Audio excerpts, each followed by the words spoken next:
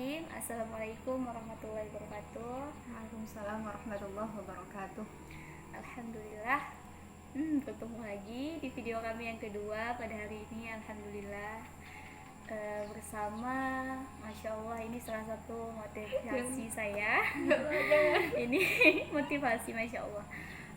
Beliau juga merupakan, kalau kalian lihat ada ini kayak belajar dari hujan Ya kayak Allah, guru gitu, masya ya Allah. Allah, jangan gitu, saya juga masih belajar. Ya, sama-sama. Nah, alhamdulillah ini merupakan salah satu merupakan seorang akhwat yang merupakan pendiri rumah tahfiz Amin Allah. Rodatul Qura ya Dek. Insya Allah, insya Allah. Merupakan adek bangunnya untuk melanjutkan wakaf dari kakek ya. Iya. Dari kakeknya, masya Allah, dan itu diwujudkannya setelah pulang dari pondok, masya Allah kan teman-teman. Nah, jadi sangat disayangkan sekali kalau misalnya hari ini kita lewatkan membahaskan yang tidak perlu. Jadi hari ini yang penting dulu. Nah, bagaimana sih cerita ada itu membangun awalnya membangun rumah tahfiz. Nah, itu kan adek sendiri juga kan sama kayak kakak tadi ya. Gimana Dek? Ya Allah, Bismillah ya. Jadi pas jadi pondok tuh Kak, pas kelas 2 aliyah ya, kelas 2 aliyah gitu.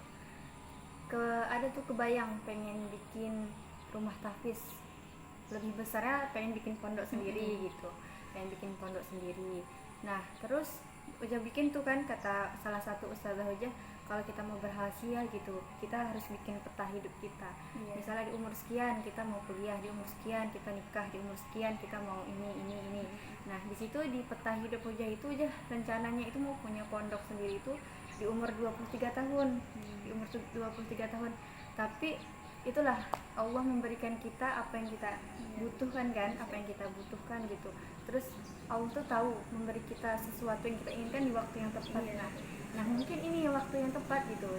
Niatnya umur 23 tahun pengen punya pondok sendiri gitu. Tapi alhamdulillah Allah realisasikan, iya Allah percepat gitu di umur 18 tahun ini. Nah, Jauh masih 15 tahun.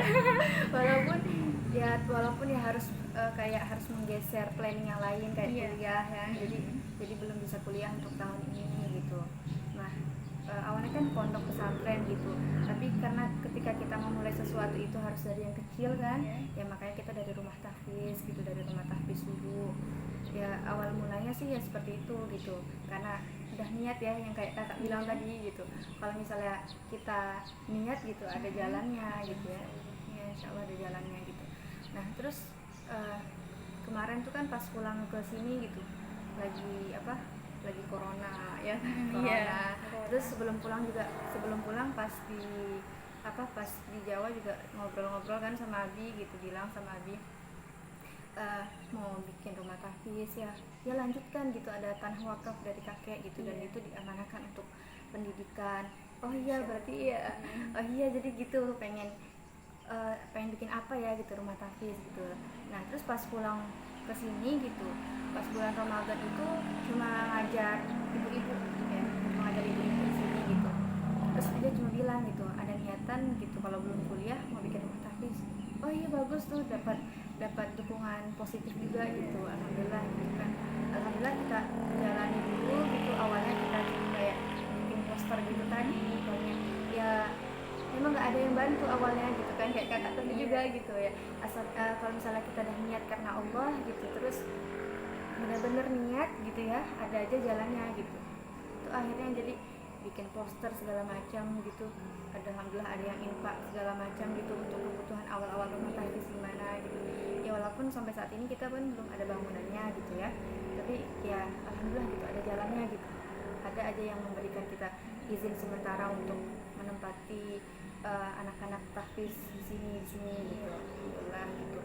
Nah jadi sampailah saat ini gitu, awal mulai seperti itu.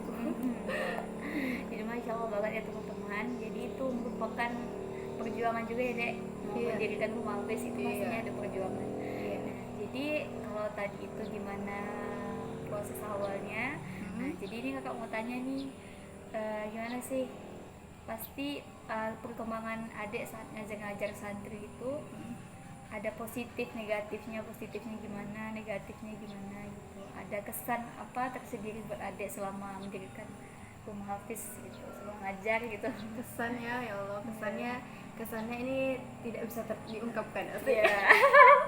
Jadi Masya Allah. kesannya tidak bisa diungkapkan. Jadi ini kita mendirikan rumah tahfiz ini bukan rangka kita pengen disanjung, kita pengen dibilang ustazah atau Iya. apa ya kan, karena kita pengen gitu apa ya, anak-anak di desa kita, di tempat kita itu benar-benar mengapa ya, menggunakan waktu kecil itu untuk belajar Al-Quran, untuk menuntut ilmu yang kayak kakak bilang gitu tadi kan. Untuk menuntut ilmu gitu, bukan untuk main-main gitu kan. Jadi makanya kesannya itu ya seneng banget gitu ya, bisa kenal sama santri-santri Raudhatul Qura gitu. Terus ya nikmat terbesar gitu. Iya, juga sebagai pembelajaran untuk kita harus belajar sabar di situ, harus belajar bagaimana membentuk karakter anak. Ya ini mungkin hitung-hitung sebagai latihan untuk mendidik anak sendiri. Masya Allah. Udah siap jadi ibu nih. Ya, Masya Allah. belum. Terus Apa lagi tadi kak? itu tadi kalau kesannya. Kesan itu kesan positif ya. Iya. Jadi kalau Hah?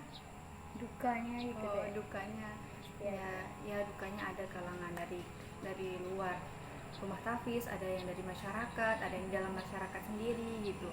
Ya kalau misalnya di masyarakat kita sudah tahu lah ya, kalangan masyarakat gitu ya, pasti ada aja yang suka, ada yang juga ada yang enggak Jelas gitu. Iya jelas ada yang tidak suka gitu. Jadi kalau misalnya kita melakukan kebaikan, ada aja celah setan gitu ya, untuk membuat diri kita itu jatuh.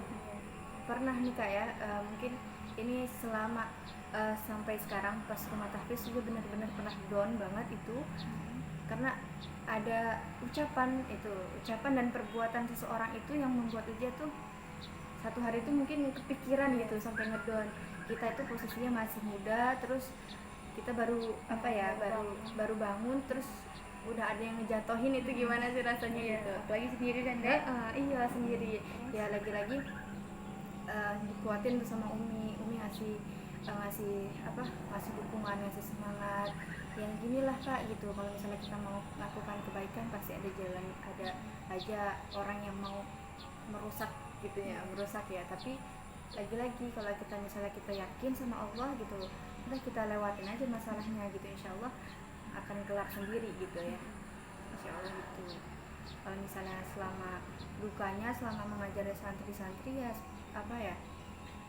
kita ngerasain gitu ya, lelah gitu, memang lelah ya, tapi insya Allah lelahnya menjadi lelah gitu ya, lelah. Terus ya harus belajar sabar, karena setiap karakter anak santri di Raudhatul Qura itu beda-beda. Ada yang nakal luar biasa, ada yang nakal tingkat sedang, ada yang kalem gitu ya.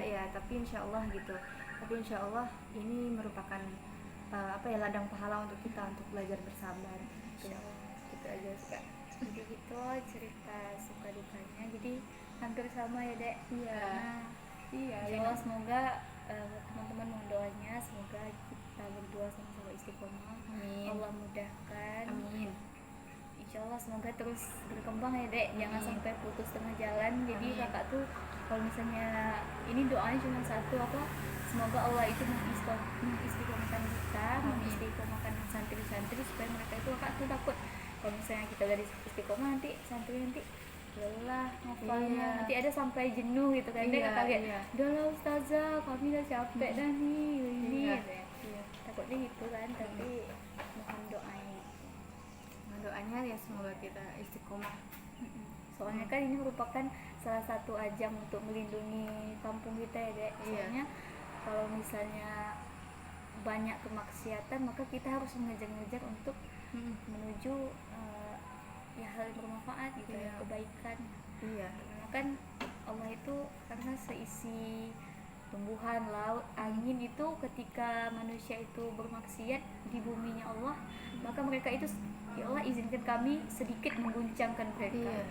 Jadi semoga dengan hafalan Al-Quran mereka bisa melindungi kita dari mara bahaya. Amin ya rabbal alamin. Masya Allah. Jazakumullah khairan katsiran ustazah. Oke, terima kasih teman-teman, semoga bermanfaat. Assalamualaikum warahmatullahi wabarakatuh. Waalaikumsalam warahmatullahi wabarakatuh.